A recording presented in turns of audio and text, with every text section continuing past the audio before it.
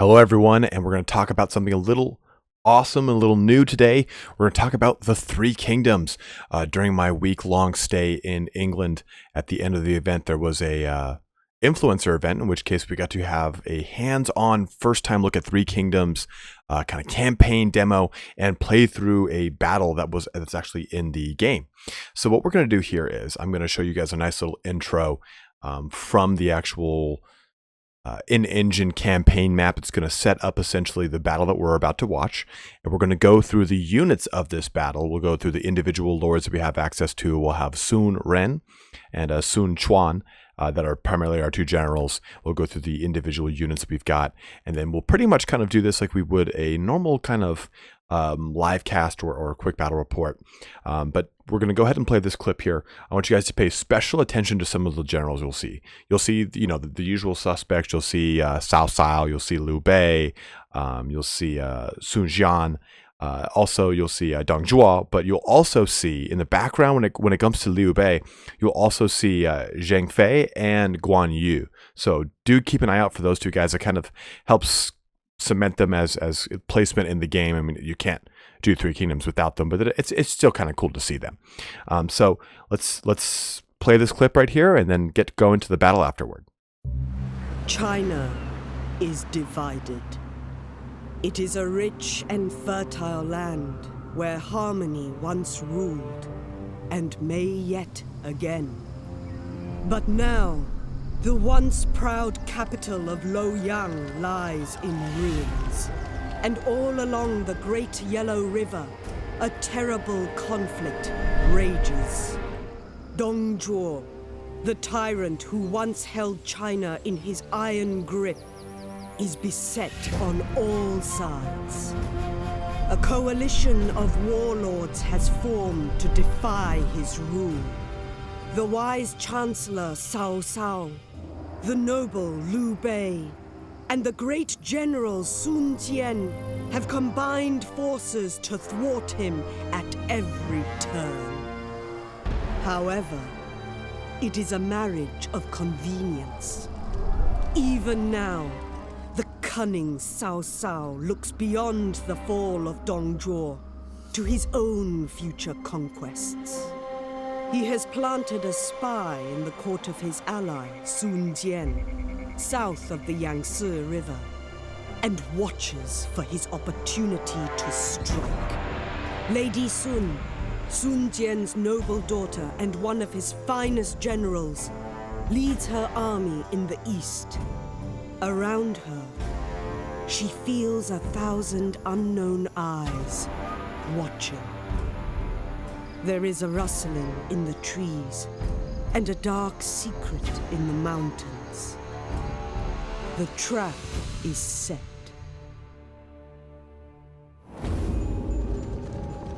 It is quiet here, brother. Too quiet for my tastes. Something feels wrong. Shh! There! Movement in the tree line. An ambush is imminent. We must be ready. If we cross the river, we could escape through the southern gates. Or we could attempt to survive the ambush through force of arms. This hill would make a good defensive position en route, should more forces arrive. Prepare for battle, brother, and may your blade strike true! All right, so let's talk a little bit about this army here, about Sun Ren's army, about Soonchuan's army. So you have quite a diverse amount of characters here to talk about. We're going to go through the pretty much the front of this army to the back of this army, starting with the mercenary cavalry. Now you're going to see kind of a nice little like picturesque picture of each one of these units as we go through the list here, and we'll talk about some of their sort of stat lines and stuff like that. So with the mercenary cavalry, you've got cavalry troops who fight only for gold, excellent at capturing key strategic points and fighting in hot climates. You can see these 5 little symbols here around the middle portion of this picture, and they dictate kind of some special abilities of this unit. So, and you'll see that the first 2 repeated in a lot of the mercenary units, but the very first one is the ability to fight better in the forest. The second one is the ability to fight better in hot climates, as the description says. But you see 3 formations, and that last formation, the kind of loose series of little dots in a square, is the loose formation that obviously, like we see in other historical games, pretty much just means, hey, you're going to take less damage from ranged attacks. But the other 2, the diamond formation, is an increased charge bonus with very little bonuses outside of that. But the actual wedge one, you have a further increase to charge bonus, but a reduction in speed and a reduction to missile resistance. So you see this mercenary cav as your medium shock cavalry. And keep in mind, the medium, the light, the heavy distinction does mean something. You have medium shock cav, which means that they take a good amount of damage from light spear infantry. But if you have heavy shock cav against light spear infantry, the heavy shock cav still do a considerable amount of damage to the spear infantry. They do, the spears do still have spears, and they still do damage back, but there's a lot of stuff going for you if you've got this heavy, medium, and light distinction. It kind of helps create a different kind of tier system for the whole entire game, but not one that we're all too unfamiliar with. So let's move on over to the mercenary infantry, which are our medium melee infantry unit. Take a look at these strapping lads. I really like the aesthetic of each one of these units. The mercenary units, are a little more plain looking, a little more, I guess you could say, kind of boring. But at the same time, as you move into the more state troops or the more like official troops, they are definitely a lot more cool looking, and they have a lot more regal looking armor. They have a lot more plumes on their helmets and stuff like that. So the mercenary infantry, this is a good time, if any, to talk about the actual stat lines. So you've got morale, melee toughness, missile toughness, and melee power. And I don't want us to focus too much on those things, because obviously this isn't a true representation of what the game's going to be like when it launches. And as we get to the actual last unit, we can see a more broken out, better described as stat line, because there's a little plus sign at the bottom there, and that plus sign actually will break out these stats in the conventional Total War stats that we're used to. So you see here with the mercenary infantry, loose formation is there as always, but we also have 2 other ones. That first one is a shield wall, so like a 900% bonus to charge defense, and the other one is a circle. So all of them kind of interlock their shields in a circle, allowing for a lot more charge defense in a 360 radius. At the same time, they can last longer in combat as far as like actual melee toughness goes, but they take more damage from actual ranged attacks because they lack the cohesion of overlapping shields. So the mercenary infantry are basically your kind of initial foot soldier, your very bottom of the tier. There probably would be, and I don't know this from any kind of fact, but probably something like a very high upkeep, low initial cost unit like we see in a lot of the other historical games. But now we get to talk about one of the first actual like official state troops of our army, the Protectors of Heaven. And these guys are really cool. Personally selected by the Emperor, these heavily armored warriors are the vanguard of the front line. They're heavy spear infantry, and really that doesn't mean that they're only good in close combat against cavalry.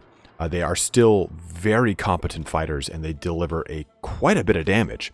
So you can see here, they're definitely that more of a frontline combatant, but they've got another ability here called a spear wall. So they can actually erect a spear wall that is really great for charge bonuses against cav and all sorts of other goodies that we see from other historical games, where we have this kind of bringing back of formations. Obviously we didn't have that with Total War Warhammer. That's really not really apropos for that setting, but finally with Protectors of Heaven we get this very kind of conventional standard troop, and you look at the armor and everything, this kind of Lemlar looking armor that looks just amazing. Like, I love the detail of each and every one of these models, and you're going to see in combat how these guys really kind of go toe-to-toe with things.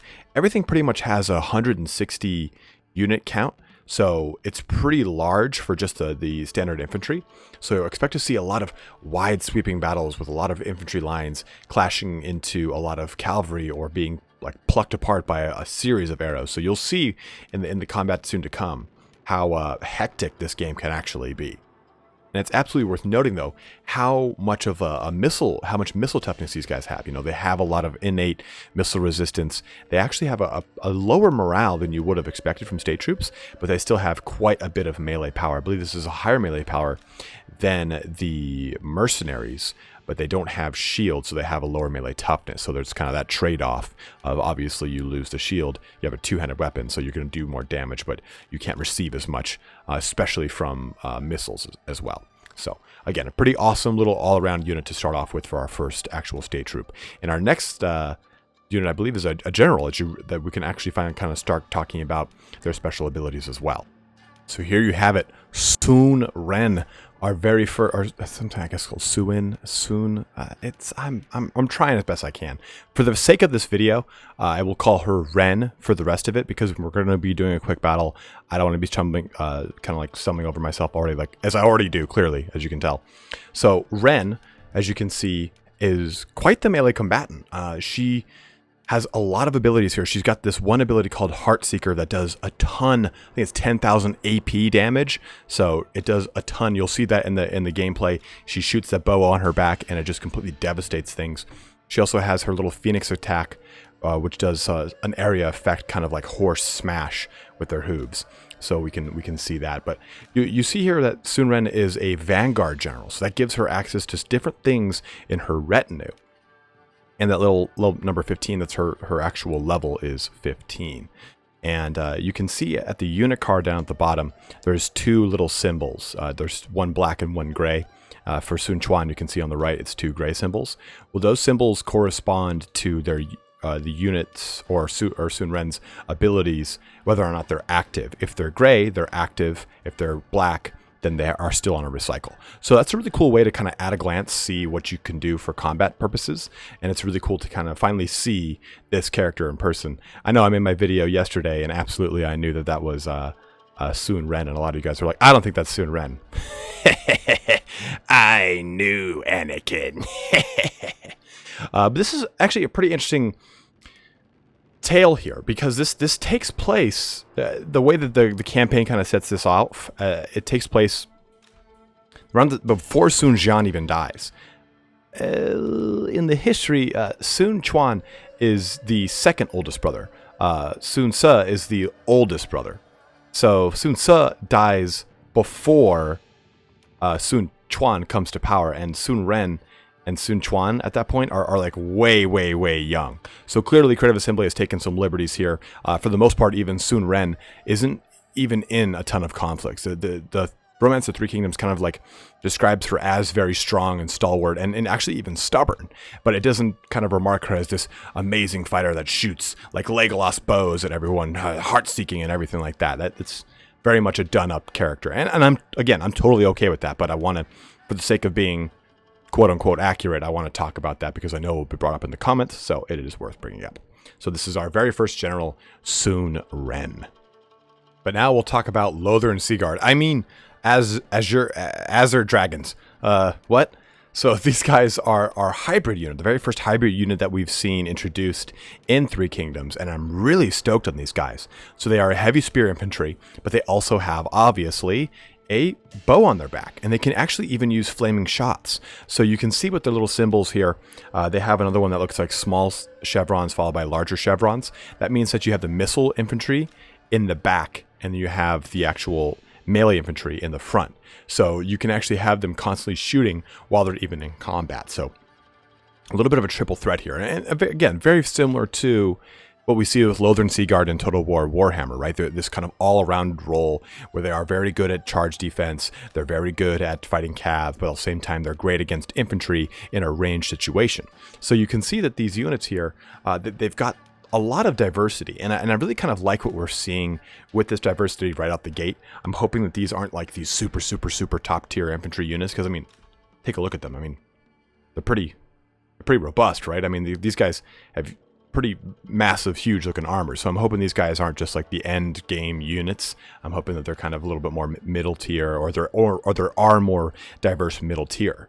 So as we kind of see more of these units, we'll start to see more that nod to the specific generals. As we play through the fight, you'll be able to see stuff like the Tiger and Leopard Cavalry, which are a heavy cav shock unit of Cao Cao's military. We'll primarily be fighting against the Kingdom of Wei in this. So you can see, as we go through, you'll see some of the lore. I think Zhang Liao is one of one of the overlords that's on the battlefield from Wei. That might not actually be his name. We'll see as it goes through here. But I really enjoy this unit diversity so far. And maybe since this is the demo that they use for Gamescom, maybe they're putting the most diverse units to the fore. But overall, I really enjoy the Azure Dragons. But again, at the same time, I love the Lothern Seagard, so I'm extremely biased to these guys. Here we have him, the Big Daddy himself, Soonchuan. Now, Soon is incredibly important to the Soon family as well as the Kingdom of Wu. He becomes the great emperor of Wu. When his brother is assassinated, Sun Ce, his oldest brother, is assassinated in 200, he actually inherits the rulership of the Kingdom of Wu at the ripe age of 18. So he is a very young ruler at heart, and he ends up ruling for a very long time, for 52 glorious years, basically. He goes back and forth with Cao Cao and with Cao Pi, his son and successor, and he basically kind of has this crazy back and forth with Cao Pi, who establishes himself as the emperor of China, and then Sun Quan himself becoming the king of Wu, eventually then declaring himself the emperor towards the end of his reign. So Soonchuan is in it to win it. I mean, he's here for the long haul, and we see him here in the game as a commander, and that is, again, very true. He's not this amazing combatant who rallies out and kills tons of people. I mean, even during the Battle of Redcliffe, which is basically, it takes place in the year 207, and it's essentially when Soonchuan and Liu Bei combine forces to stop Cao Cao from basically taking over the southern portion of China. And Soonchuan doesn't win this by his force of arms alone. He has all these amazing generals with him, like Zhao Yu and stuff like that. So he is this really amazing commander, but not, again, an amazing combatant. Sun Ren, in this game at least, takes the cake for that. He is meant to bolster the troops, and he's got these two abilities. One that allows his troops to all brace and increases their charge defense, as well as their melee defense, and then another one that increases their range defense and allows them to really, again, take more considerable damage. So you see this guy as definitely a lot more of a commander, and he should be in the back line, bolstering the front line, using his abilities to keep them up and running. Because his abilities, when it comes to duels, are not present. He doesn't really have any that are like direct damage abilities like Sun Ren does, and we'll see that as we go into the battle. So now that we've covered all of the units, we've covered both the commanders, I want to talk about one last thing. It's just the broken out actual character card, so we can take a look at all the individual stats that are a little bit different and something that we're used to from other Total Wars. So this is a little bit familiar, more so for you guys, I think. And all these little characteristics are abbreviated, and it's hard for me to remember all of them because we kind of had a very finite amount of time. But I think MCB was actually melee charge bonus, MD was melee defense, MBC was melee bonus something. All of these characteristics are the typical ones that were tried and true. MD AP, melee defense versus armor piercing, attack. A was attack. RBC had something to do with charging as well. So each one of these is, again, very, very characteristic to what we're used to. MBC, missile, was missile damage. AS, I think, was, again, contributing to missile damage. So, again, these are all characteristics that we're very used to. And if we hover over these, we can see the kind of tried and true Total War stat cards that we're used to. For what this is supposed to be a demo that is, again, leveraged at people at Gamescom who have no idea what this game is, have never played a Total War in their life, have no idea what the Total War franchise is. So the kind of stance of trying to bring more people into the game by making it a little bit more accessible with, I guess, the more simplified card that we've seen throughout this video, I'm okay with that. I'm totally cool with that. I think it's any way that you can bring more people into a game and make a game more accessible should be the target for any game company. You should not have, hey, how do we make the barrier to entry so through the fucking roof that no one can play it? That should never be like the credo of any kind of brainstorm meeting. But if this is a way to make it a little more accessible by saying, hey, here's your melee toughness, here's your morale, here's your melee defense, here's your melee power, have at it. I can, at a glance, take a look at that card, get my 5 base stats, and go wild. I, as a Total War aficionado, as I guess you could say, I can press this little plus button, I can see all the stats I'm used to. I can truly understand the role of the Protectors of Heaven. This is the only one I've decided to get the larger expanded unit card on. I think actually Indie Pride got all the big expanded unit cards out. Him and I were kind of comparing notes just yesterday about this. So if you want to see each and every unit's expanded unit card, he does have that, I believe. You can jump on over to his video and check it out. But I'm totally okay with that. Like, again, like I was saying, I'm cool with being able to jump into this more in-depth look at these unit cards and be able to run wild and see how the Protectors of Heaven are better than, say, just a normal mercenary heavy spear infantry. So, again, all for it. Love this different approach to it, but at the same time kind of hiding that layer of complexity so it doesn't scare away the I guess you could say, fair weather Total War player, if that's what if that's like the insult I want to go with. So let's get this battle going, right? Let's finally jump into it. I mean, been talking for like 20 minutes about just random stuff. Let's get into that battle. All right. So you can see everything's kind of getting kicked off here already.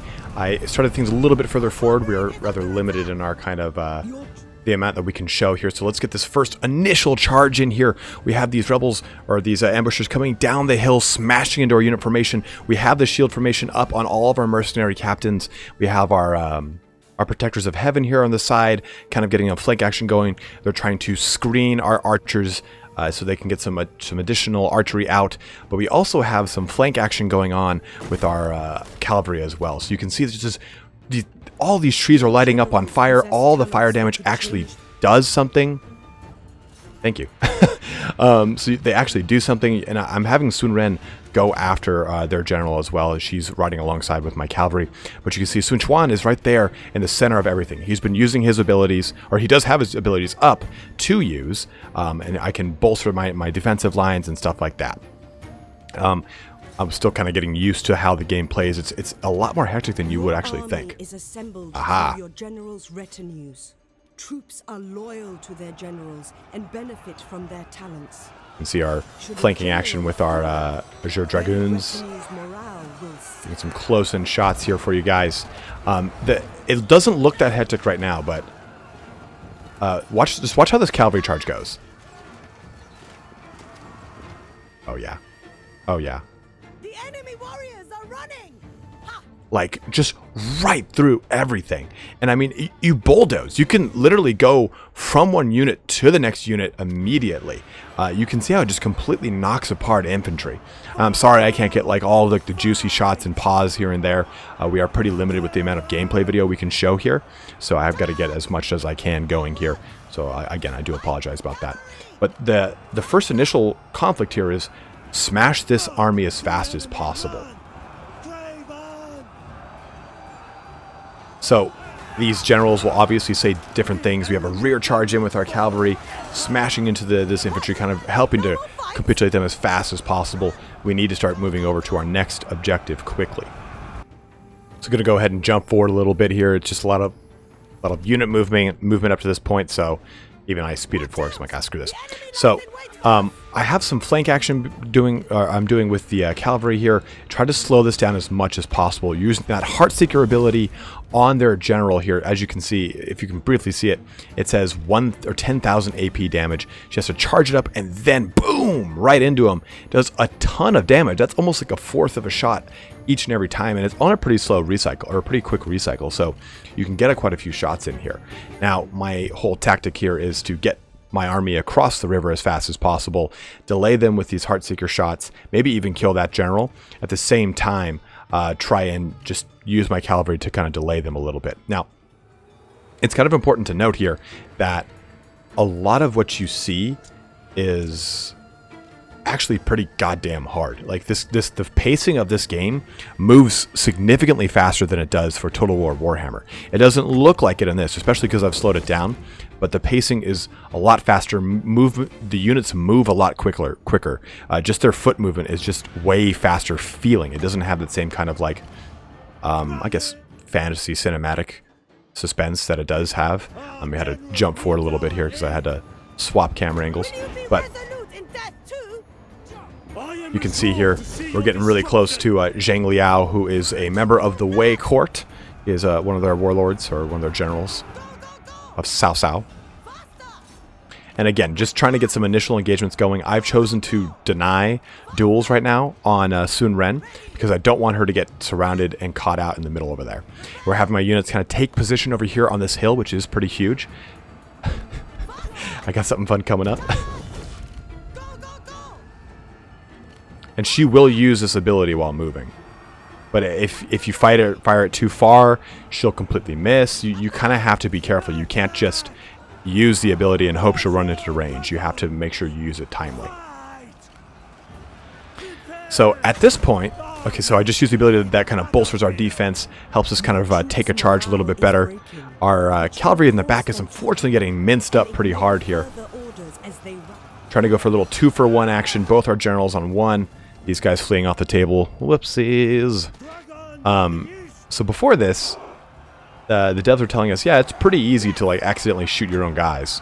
And watch Soonchuan's health right now. Boom! Oops! Half health for Soonchuan as my Heartseeker seeks both of their hearts. So we knock him out completely. He's out of the fight. We do have another general to deal with, though, and we have been completely backstabbed. Or another one has come out of nowhere and come right for us. So, boom! You see another one ripping through. It hit through units, hit that general really hard, did a ton of damage, and now we can finally do some dueling action because I'm a little more okay with it. But you see both Soonchuan and Soonren's health are dangerously low. Our infantry are in a really bad position right now. I was just going to use turns recording. Because, you know, it's turn. But I figured this is a little bit more true to my form, true to my character, so we went with this one. So you can see I've got both my generals on their general, trying to beat them as fast as possible. I'm going to trigger duel, and you unfortunately can't see I was so frantic, but you can kind of see that it increases a lot of bonuses if you win. Missile damage, melee damage, morale of everyone around you. But if you fail, it is a catastrophic hit to your morale. You also have the option to intercept a duel, and if you intercept a duel, it's worse than had you lost it, because there are lasting campaign effects, because it's a dishonorable act, right? You're basically jumping in the middle of what would have been an honorable duel, and you're cutting off the head of the opponent, so you're pretty much ending the duel outright.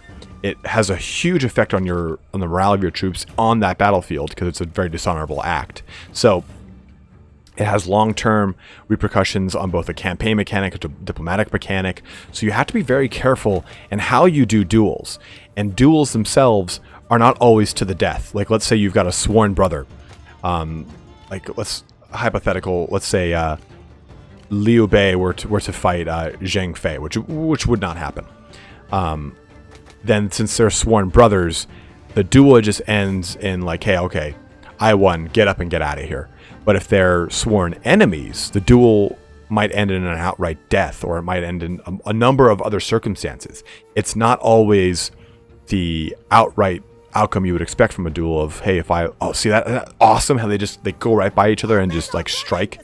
It's so cool. It's very cinematic, and I apologize for not getting all the cinematic shots, but back to duels. So you have the chance to actually live through a duel. It's not always a guaranteed result. And here I'll do our little Phoenix Smash. Whomp! The Rage of the Phoenix does like 10,000 or 5,000 damage all around, which is pretty hard to conceive. I don't know, like that's a lot of damage, but I guess now we can see all the individual HP of things. I don't know, it's kind of weird for me. I have to wrap my brain around something that says it does 10,000 AP damage. So this is unfortunately kind of a foregone conclusion. It's me, for the most part, trying to salvage something out of nothing right now. We do kill the general with our Rage of the Phoenix, which is huge. You can see that everyone's still fighting because my units, for the most part, are in tatters. And we have my commander trying to kind of keep everything afloat. In the fight before this, I had actually won with just Soonchuan and Soonren. So you can tell there's a lot going on here, and this is a little bit more hectic. And my biggest complaint, this is something I told the developers, was it was hard for me to distinguish what were my units and what were the enemy units.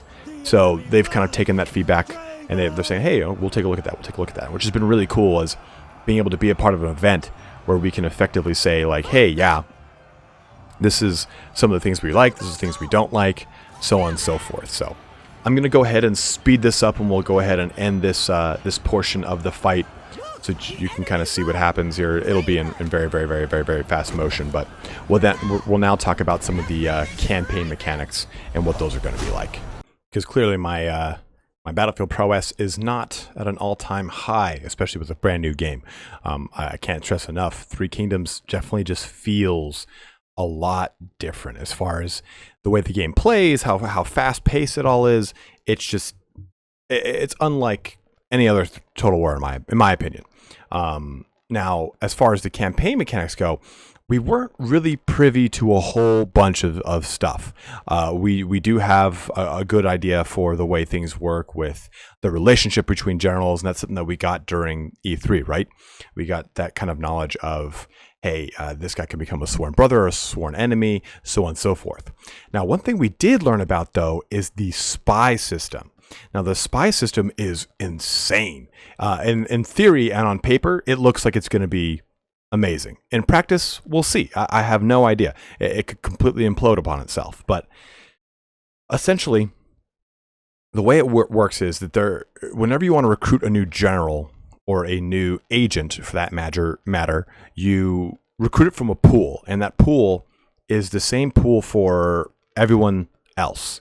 And what you can do actually is recruit an agent and then say, hey, you're going to be a spy, and place them back within that pool. You can release your agents that you already have into that pool as well. So basically, if I say, hey, I want to go spy on the empire, the kingdom of Wei as the kingdom of Wu, I'm going to place an agent in that pool, and he is going to get purchased by the kingdom of Wei, hopefully. Now, what this means is that general, that governor, whatever it is essentially under your command, and you can give him little tiny abilities that will kind of further your agenda. And as you do this, there's a percentage chance of success to do it, and you could do stuff like eventually cause a coup or a rebellion, stuff like that. Or maybe this general is actually sent against you in a war that happens between your two nations. And as this general comes to your border and, the enemy's thinking, hey, I've got total control of this, you can flip the general and he'll take control of that army because it's like they're all loyal to the general.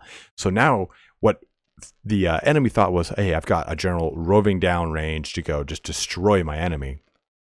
Now they've got two full generals marching back at them. So it's a really, really cool mechanic. And on top of it, every successful action, even failed actions, I believe, create more into what's called the spy network. And the spy network is basically this underground network that you've created. They use a lot of Game of Thrones allegories and comparisons. So I like to kind of think of it as the Game of Thrones spy network that we see with, say, Littlefinger, or with the eunuch whose name escapes me right now.